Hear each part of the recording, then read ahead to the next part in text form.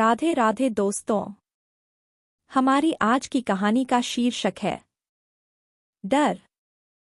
निशा और मनोज दोनों ही नौकरी पेशा पति पत्नी थे। दोनों ही अच्छी कंपनियों में काम करते थे। आज निशा को ऑफिस से आने में बहुत देर हो गई थी। रात के लगभग 9 बज चुके थे। इतनी देर से वह कभी नहीं आई थी। ऑफिस में देर होने के कारण हड़बड़ाती निशा घर पहुंची तो पति मनोज किचन में खड़े थे। निशा यह देखकर हैरान रह गई कि मनोज ने सब्जियां डालकर पुलाव बना लिया था और रायता बनाने की तैयारी कर रहे थे।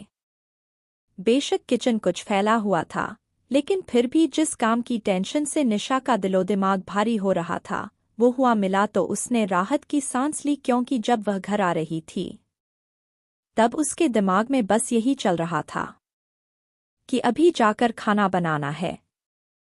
घर में सास ससुर पति सब भूखे बैठे होंगे। पता नहीं मेरे बारे में क्या सोच रहे होंगे कि इतनी देर क्यों हो गई। लेकिन अब उसका तनाव एक क्षण में गायब हो चुका था। यह उसके लिए हर्ष मिश्रित आश्चर्य की बात थी कि मनोज रसोई का काम करना जानते थे। अभी इस झटके को वो आत्मसात कर ही रही थी कि एक नई चिंता उसे सताने लगी। मनोज तो निशा की मदद करने के लिए खाना बना रहे थे, पर सासू माँ वो कहाँ थी? आज पहली बार मैं उनके सामने इतनी देर से आई हूँ। पता नहीं वो सीधे मुंह बात भी करेंगी या नहीं। निशा अभी भी रसोई में खड़ी सोच ही रही थी कि मनोज ने उसकी आंखों के सामने हाथ लहराया। नींद से जागो मैडम, अब तक तुम्हें बचाने के चक्कर में माँ की लल्लो चप्पो कर रहा था। अब आगे तुम खुद संभालो, माँ बहुत गुस्से में है। अभी कह रही थी बहू बेटियों का इतनी देर तक बाहर रहना ठीक नहीं। ऐसे जॉब का भी क्या फायदा जो आदमी को घर ही भुला दे। हम पहली बार यहाँ तुम दोनों के पास आए हैं, कम से कम हमारा ही लिहाज कर लेती। अभी ये हाल है तो आगे पीछे पता नहीं क्या करती होगी। पति की बातें सुनकर निशा के हाथ पैर ठंडे हो गए। निशा और मनोज की शादी को अभी 2 महीने ही तो हुए थे।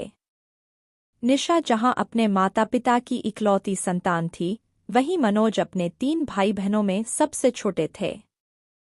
पढ़ने पढ़ाने और उसके बाद नौकरी के चक्कर में दोनों को ही लवशव का समय ही नहीं मिला। सही समय पर पेरेंट्स ने मिलवाया तो दोनों को ही एक दूसरे का साथ भा गया। इसमें इस बात की भी बहुत बड़ी भूमिका थी कि दोनों एक ही शहर बेंगलोर में जॉब करते थे। चट मंगनी पर ब्याह हुआ और शादी के फौरन बाद ही दोनों अपनी अपनी नौकरी के कारण दिल्ली से बेंगलोर आ गए थे। अभी एक दूसरे को जानने समझने की कोशिश कर ही रहे थे कि पिछले हफ्ते मनोज के माता पिता उनके साथ समय बिताने की इच्छा लिए उनके पास रहने आ गए। निशा को यूं तो अपनी सास से कोई परेशानी नहीं थी, लेकिन उनकी ज़रूरत से ज़्यादा अनुशासित जीवन जीने की आदत कभी-कभी निशा को परेशान कर देती थी। मनोज की माँ एक अध्यापिका थीं और कुछ समय पहले ही सेवानिवृत्त हुई थीं। अपने पूरे जीवन में उन्होंने हर काम बहुत सलीके से और समय पर किया था। इस सलीके और अनुशासन की उनको इतनी आदत पड़ चुकी थी कि अब अगर मस्तमौला निशा की कोई बात उन्हें पसंद न आती तो वो कहती तो कुछ नहीं, लेकिन उनके हाव भाव निशा को बता देते थे कि उन्हें ये बात पसंद नहीं आई है। निशा, जो पहले से ही डरी हुई थी, मनोज की बातों से और घबरा गई। उसने जल्दी से मुंह हाथ धोया, कपड़े बदले और हिचकिचाते हुए अपने सास ससुर के कमरे में उनसे बात करने चली गई। अरे निशा, आ गई? आज बहुत देर हो गई बेटा, डॉट उसे देखते ही सास के मुंह से निकला। वो हाँ माँ।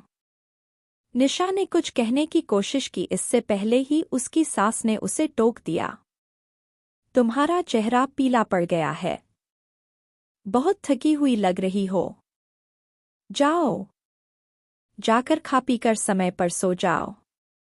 निशा को कुछ समझ नहीं आ रहा था। माँ इतनी शांत कैसे हैं? शायद ये तूफान से पहले की शांति है।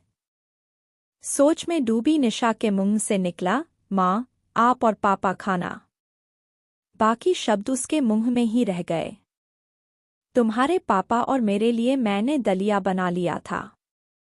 तुम जानती हो हम ज्यादा लेट खाना नहीं खाते। सास की बात सुनकर निशा के दिमाग में अनार फूटा, आ गई अपने रूल्स एंड रेगुलेशंस पे, अब क्लास लेंगी मेरी। अभी निशा यह सब सोच ही रही थी कि सासू माँ की आवाज ने उसके दिमाग के सर पर दौड़ते घोड़ों को फिर से ब्रेक लगाया। तुम दोनों के लिए पुलाव मनोज ने बना लिया है। कुछ और चाहिए तो बता दो, मैं बना देती हूँ। अपनी सास की बात सुनकर निशा सकपकाई सी उनका चेहरा देखने लगी, मानो कोई चोरी पकड़ी गई हो। इतना हैरान मत हो बेटा, मैं जानती हूँ कि कभी-कभी मेरा व्यवहार कुछ ज्यादा ही सख्त हो जाता है, क्योंकि मुझे लगता है कि हर व्यक्ति को अपनी जिम्मेदारी समयानुसार निभानी चाहिए। लेकिन इसका मतलब यह नहीं है कि मैं एक कामकाजी महिला की समस्याओं को समझ नहीं सकती। मैंने स्वयं जीवन भर स्कूल में पढ़ाया है और मैं अच्छी तरह से जानती हूँ कि एक औरत के लिए घर बाहर की दोहरी जिम्मेदारी निभाना कितना मुश्किल होता है। सारे काम सिर्फ उसके हिस्से में न आ जाएं, इसलिए मैंने अपने बच्चों को घर का काम सिखाया है। आज मैं चाहती तो खाना बना सकती थी, लेकिन यहाँ तुम्हारे साथ मनोज को रहना है। हम तो 2-4 दिन रहकर चले ही जाएंगे। मनोज को अपनी पत्नी का हाथ बंटाने की आदत होनी चाहिए। मैंने हम दोनों के लिए खाना बनाकर अपने बेटे का बोझ तो हल्का कर दिया, पर उसे ये याद रखना होगा कि तुम्हारा बोझ हल्का करने की जिम्मेदारी उसकी है। जब निशा डरी सहमी सी अपने सास ससुर के कमरे में आई थी, तभी मनोज भी हंसता हुआ कमरे में आ गया था।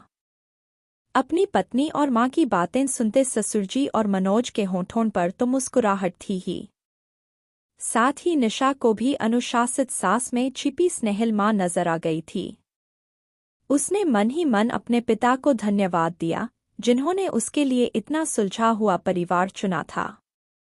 सास ससुर को गुड नाइट बोलकर निशा और मनोज उनके कमरे से बाहर निकले, तो निशा को झूठ-मूठ धमकाने के लिए मनोज ने कान तो पकड़े, पर उसकी आंखें अभी भी शरारत से चमक रही थीं।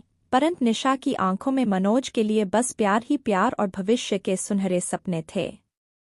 आज उसे समझ आ गया था कि हर सास बुरी नहीं होती। उसकी सास बहुत अच्छी और समझदार है, जो हर पहलू को ध्यान रखते हुए परिवार को चलाती हैं। दोस्तों, आपको यह कहानी कैसी लगी? कमेंट में ज़रूर बताइएगा। अगर अच्छी लगी हो तो वीडियो को लाइक करें और चैनल पर नए हो तो चैनल को सब्सक्राइब करें। हमारे साथ अंत तक बने रहने के लिए धन्यवाद। जय श्री राधे।